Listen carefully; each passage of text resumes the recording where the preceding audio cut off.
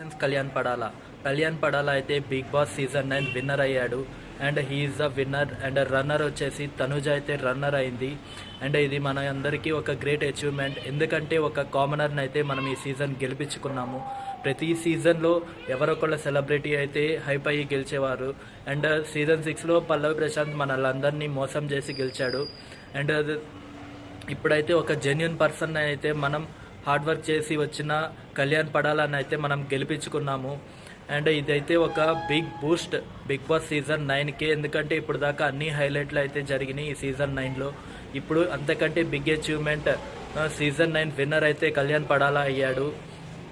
And is the hero for this season. ఎందుకంటే సీజన్లో తన వల్ల జరిగిన తప్పులు తను నేర్చుకొని వాటి నుంచి మారుతూ కొత్త తప్పులు చేయకుండా అండ్ అందరితో మంచిగా ఉండి అయితే మనం గెలిపించుకున్నాం. దీని అందరికీ మనం పార్టీ చేసుకోవాలి. అండ్ సీజన్ 9 విన్నర్ కళ్యాణ్ పడాలా అవడం నాకైతే చాలా అంటే చాలా సంతోషంగా ఉంది. ఎందుకంటే ఒక కామనర్ని గెలిపించుకున్నాం. ఒక ఇన్ఫ్లుయెన్సర్ని కాకుండా తనకి బ్యాక్గ్రౌండ్ ఏమీ లేదు. అండ్ ఒక చిన్న మిడిల్ క్లాస్ ఫ్యామిలీలో నుంచి లోయర్ మిడిల్ క్లాస్ ఫ్యామిలీలో నుంచి వచ్చాడు కళ్యాణ్ పడాలా.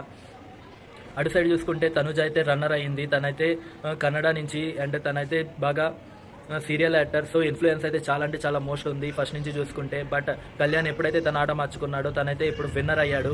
కంగ్రాచులేషన్స్ కళ్యాణ్ పడాలా.